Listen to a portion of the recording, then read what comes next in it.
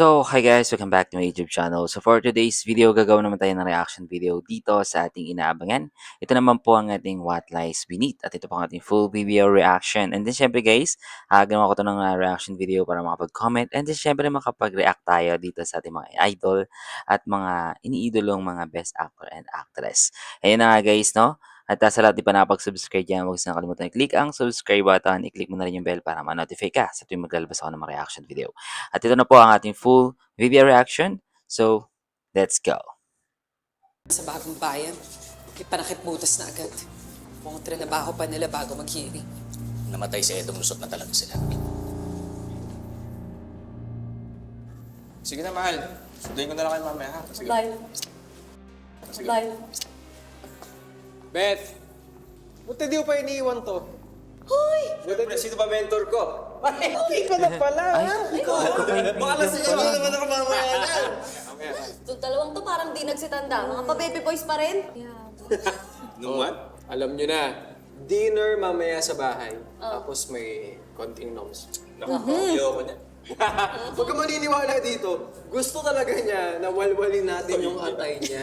Hindi lang pwede. Ay, hindi talaga. Nakabantay kami ni Lizelle mamaya. Nakabantay. Huwag nakabantay pa. Wala na po ako. Ay, sige na.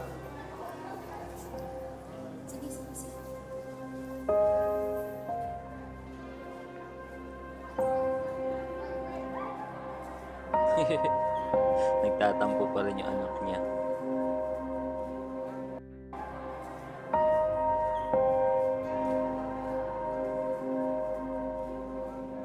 Uy! Chloe!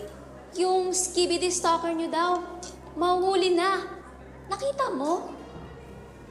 Oo, nasa balita. Hay! So dito guys, itong anak kasi ni Beth ay nagtatampo sa kanyang nanay. Gawa nga ng ayaw na siyang ayaw na siyang pag-imbestigahin or alamin pa yung mga nangyari dun sa nakaraan ni Luisa. Which is yung about din kay Edong. Siguro, syempre para rin naman makasave si si Beth na hindi madama yung anak niya. Pero kahit anong gawin niya, madadamay kasi itong anak niya. Di ba? Salamat. Grabe naman kasi, yung amo raw, magiging famous lang dahil lang sa serial killer. Isipin niyo yun? Yung amo raw, pag naririnig ng mga tao, ano raw? Amo raw?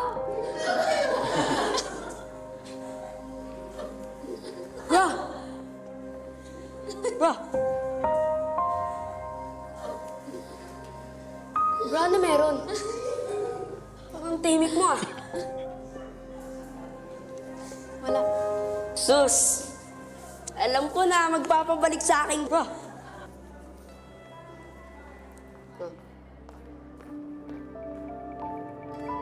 Yan na. Ano yan?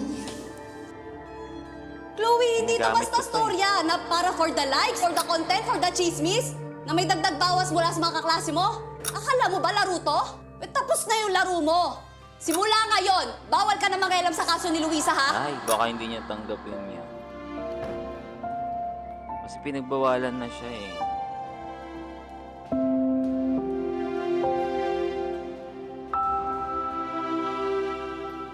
Ay, kukunin pa rin niya. Tutuloy pa rin niya guys. Mas okay na rin.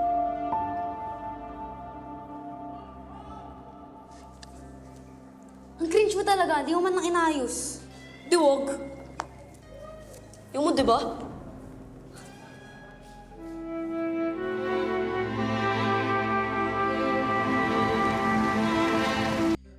So, dito guys, talaga nga pinagbawalan siya ng nanay niya. Yun nga lang, syempre hindi siya papapigil kasi nga meron talaga siyang gustong malaman.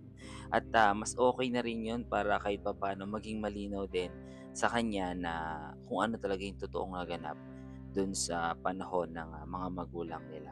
Sa tingin ko, siya yung makakatuklas dito guys. Ayun yung pinakakutob ko lang talaga. Siya yung makakatuklas dito. At yung anak ni Beth.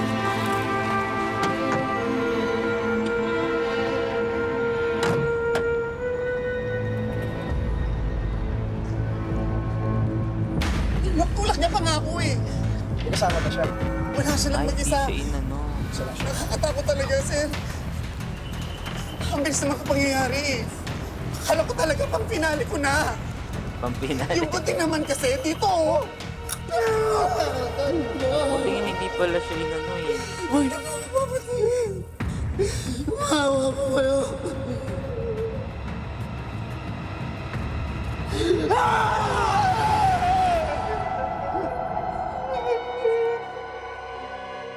Pero nagulat ako. Hindi niya tinuloy. At least, di ba? Pwede niya na akong patayin pero hindi niya ginawa. Sabi sa radyo, alimaw daw siya. Pero hindi tayo magkasabay. Kukunin ko na ako ng kailangan ko.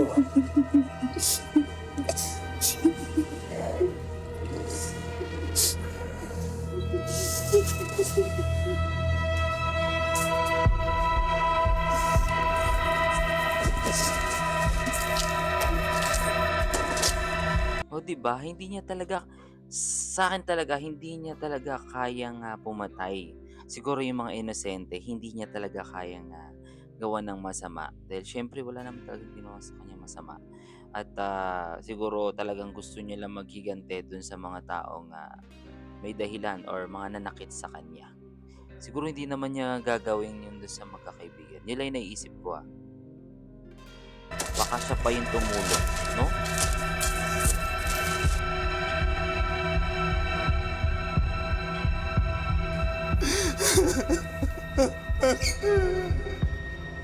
At least, di ba? Ito na, guys. Wait lang yun, hindi pa nakakalayo yung hanapin natin. Basta. Huwag mo talaga nag-check din dito. Pero sa tingin ko guys, talagang hindi naman ganon kasama si Edong or hindi pa siya lubusan na sobrang sama, no? Sigurado ako dyan. Just keep your eyes closed. Anything na mabigat sa isip, let them go. Yan, nagte-therapy na siya.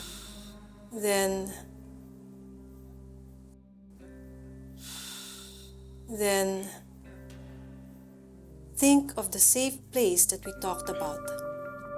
One special mango milkshake for Alice.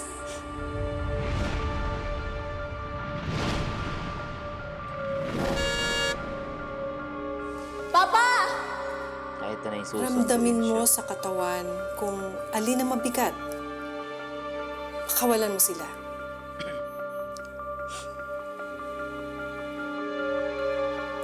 Now, think of significant memories from when you were 3 to 6 years old. Babalik niya lahat ng mga alaala nila, no?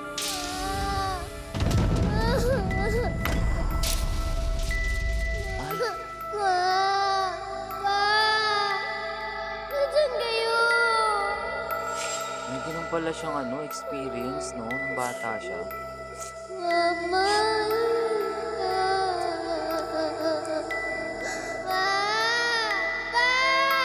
Guys, sa tingin ko, nung bata pa lang siya, ay nagkaroon na talaga siya ng traumatic, no? Which is, hindi natin alam kung paano siya nagkaroon nun. At nadagdagan lang siguro nitong na-aksidente sila. So, malalaman natin kung paano nangyari. Alamin natin, guys.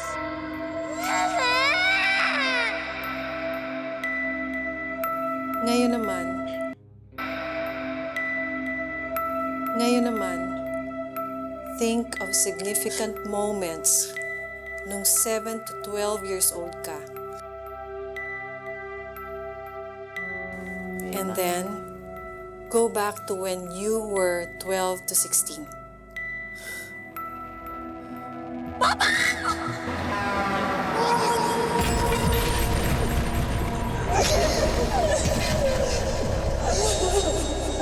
Yan yung tito niya. Luisa! Luisa, asan ka? Luisa!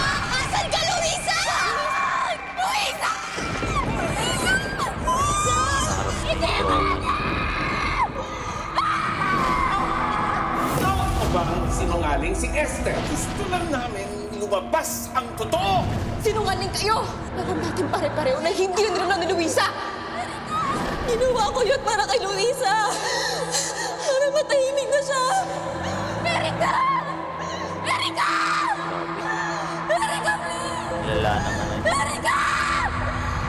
Nadagdagan yung trauma.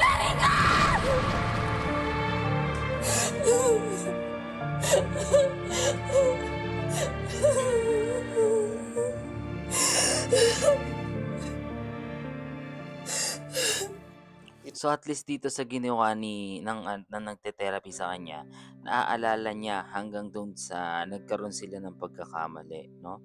So dito dapat dapat sabihin niya sa mga kaibigan niya na yung ginawa talaga nila ay sobrang mali. Yun ay ang husgahan si Edong at iano sa kanya lahat, ibintang lahat sa kanya nang alam naman nila sa sarili na hindi talaga yun si Edong 'di ba? Alam naman talaga nila yun, guys.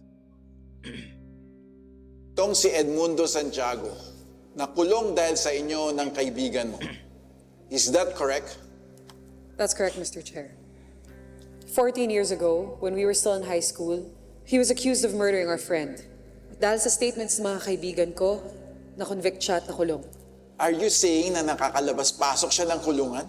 Nakita siya ng kaibigan ko sa CCTV ng bahay niya. Hinaras din niya yung anak ng isa pa naming kaibigan. Pinadalhan niya rin kaming 4 ng video that he recorded himself killing NLEA Officer Rod Celestino, ang lead investigator ng kaso. Isang PDL na nakakalabas-pasok sa kulungan? Bagong bayan prison condominium? Lifetime sentence? Lifetime ownership package? Grabe, Totoo ba no? to, Warden Morales? Yan. Mahirap po talagang paniwalaan na nagawa niya yun nang hindi alam ng prison management. Your opinion is not required, attorney. Kami ang komite. Kami ang nagde-decide kung ano ang mahirap paniwalaan sa hindi.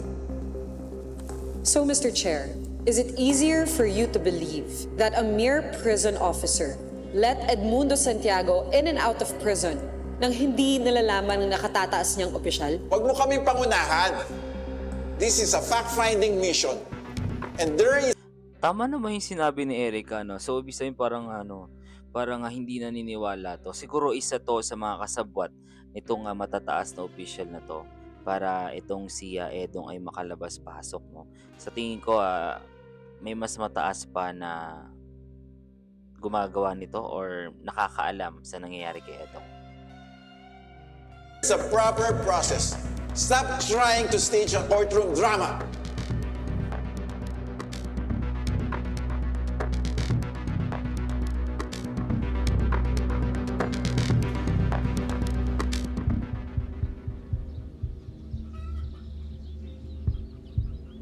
Saan mo 23? Kahit ako'y nagalakad sa bingit ng kamatayan. Wala akong kinamakuta. Kayo! Uy, anong nangyari sa'yo? Uy, nandiyan ka pa ba? Ang sabi ko, kung napanood mo yung balita tungkol sa takas na preso. Manood na balita? Para saan? Ano? Para ma-depress? Ma-stress? Huwag na lang.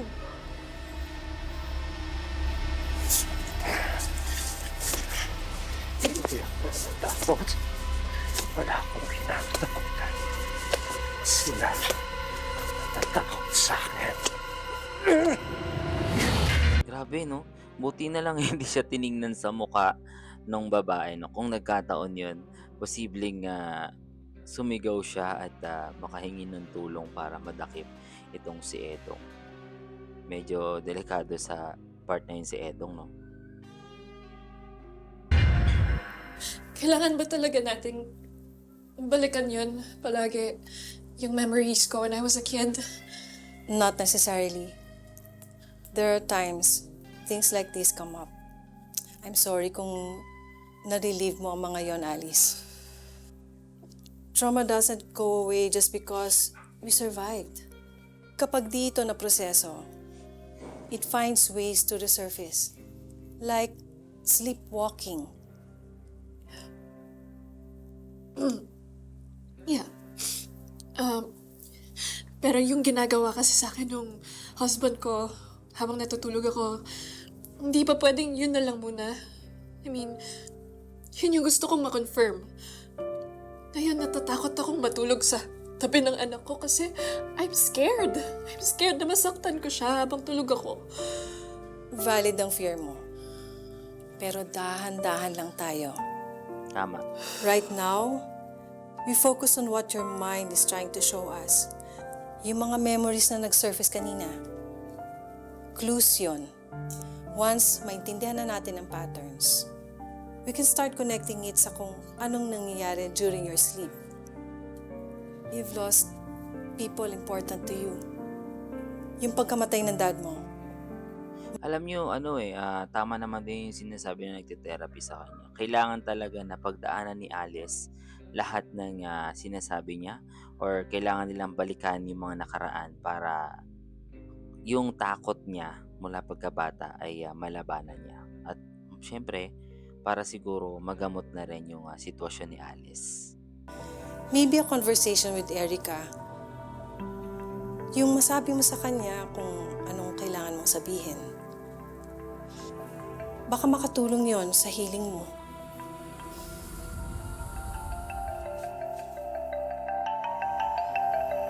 Ito na si Edo.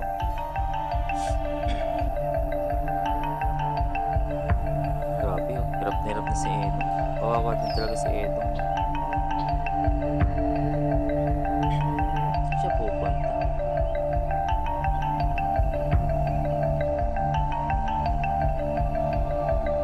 Dito siya magpapahinga. Grabe, nakakatakot yung lugar na pupuntahan. Madapa pa siya.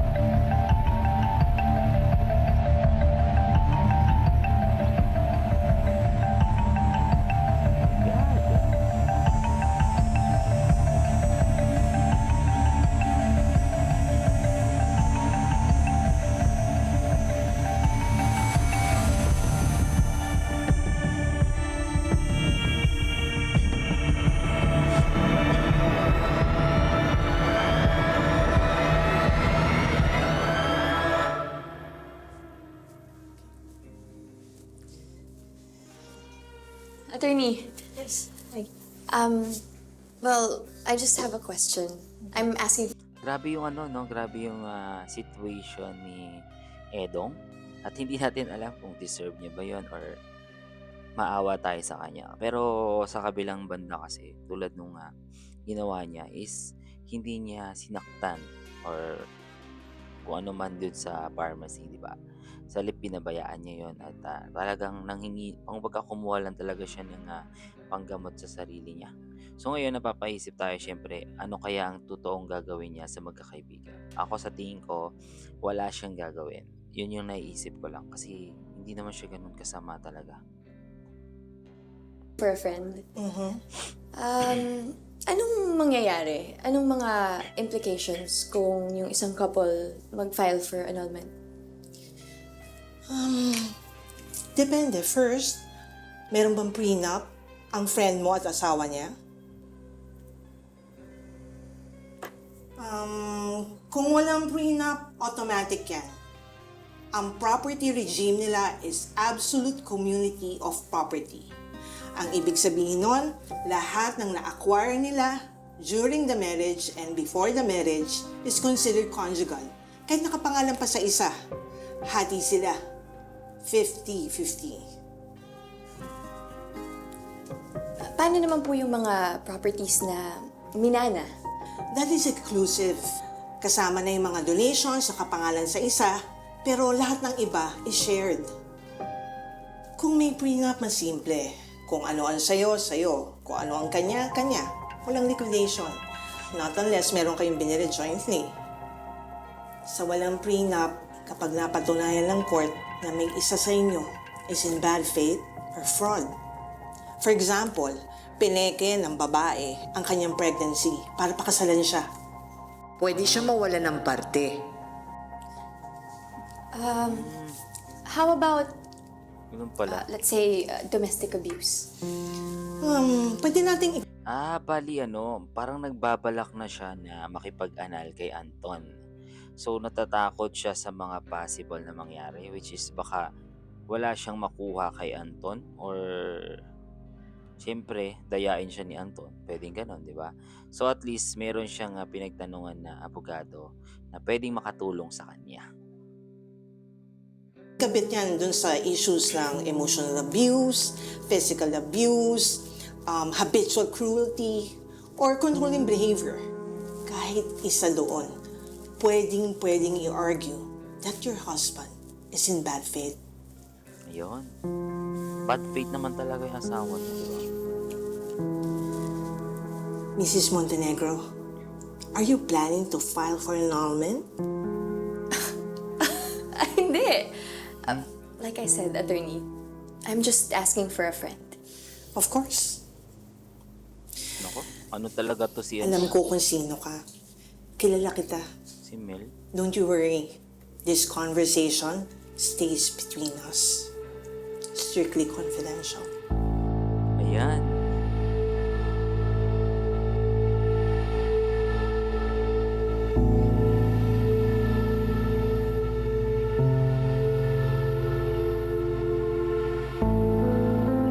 Si Edo.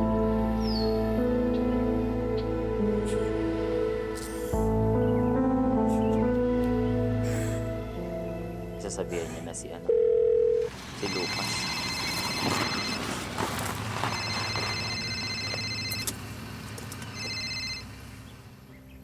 Hello, kuya. Grabe, ang galing niya umaking, guys. Buhay ka, Tol. Kuya, nasa... Grabe, no? Buti, no? Buti nakakayanan pa rin ni Edong yung mga nangyayari sa kanya. Pero ito kasing kapatid niya na si Lucas, talagang gusto siyang tulungan at itakas. Kasi syempre, alam ni Lucas na hindi naman talaga ginawa ni Edong yun. At napagbintangan lang din. And then, sobrang awang-awa siya kay Edong dahil naranasan ni Edong lahat ng hirap sa loob ng kulungan. Kaya, at nag-iisa na rin kasi pamilya ni Lucas, si Edong. Saan ka? Ba't ngayon ka lang tumawag? Sino yung mga lalaking yan, Tol? Hindi yung mga tauhan ng Marte. Ano itong pinasukan mo? Hindi na importante yun. Sabihin mo sa akin yung totoo. Di ba? Mabait siya. Kuya, mahirap magtayo ng negosyo. Nung wala kang pera. At wala kang pangalan. Kaya nag-shortcut ako. May taong tumulong sa akin pero nakilala ko lang siya ng lubos-lubos yung di na ako makawala. Sino? Si Lawrence Kyo. Aray ko po. Baka kilala niya, no? Yung drug lord. May mga tao yan sa bagong bayan. Tol, kaya alam ko. Bakit? Bakit, Tol? Ikaw dapat yung malinis sa ating dalawa. Tama. Di ba? Ang bait niya, no? Dapat yung matuwid. Ako lang dapat yung ganito. Di ba? Mabait siya. Kahit anong naranasan ko, papasalamat pa rin ako.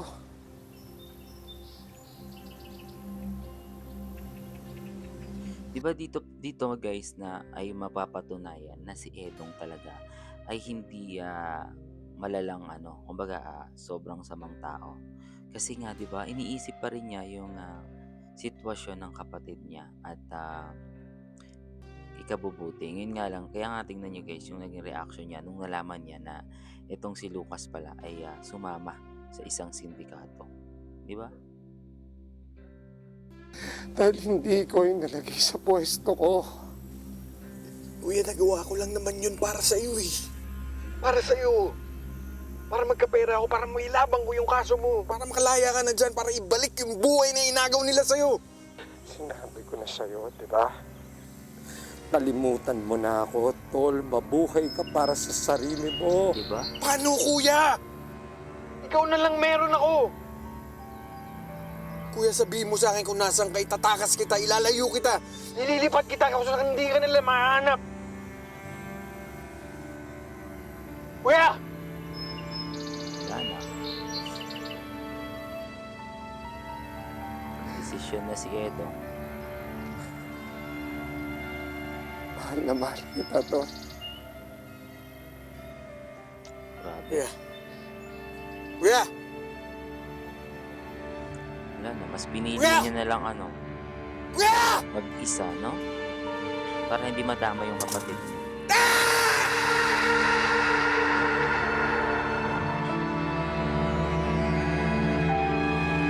Grabe si Edo. Talaga inuna niya yung kapakanan ng kapatid. Bali, so ngayon dito nyo makikita ang resulta. No? So dito pa lang sa point na to ay gusto niyang itama yung mga pagkakamali ng mga magkakaibigan. So dito din hindi natin masasabi. May twist to guys na mangyayari kasi nalaman na rin natin kung sino yung tunay na may kagagawan ng pagkakakulong nito at pagkamatay ni Luisa, no?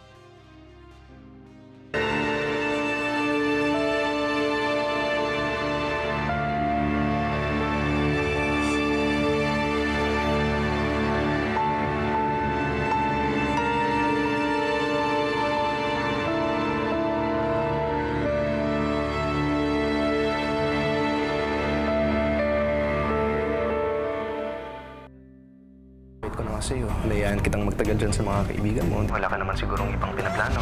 Akong Bana. Ano ibig sabihin nito? Naalala ko kasi noon, meron siyang sinulat. Akong Bana, I love you. Nakita na ng anak ni Mel, ni Beth, na about dun sa salitang akong bana. So yun yung tinutukoy ni Erica guys. Sabi ko na yung anak talaga ni Beth yung makaka-resolve nito. Malakas yung kutob ko.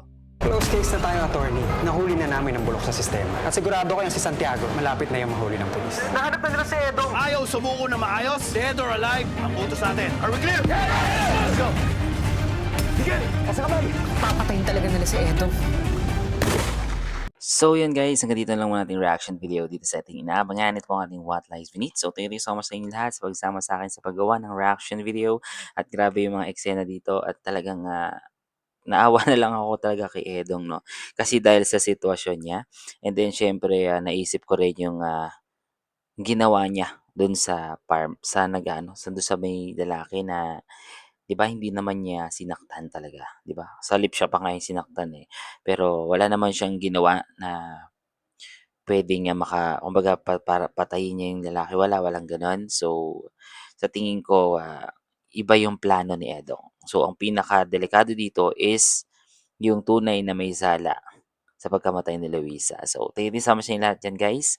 At sa susunod na ating episode, sobrang mukhang napakaganda ng ating susunod na episode.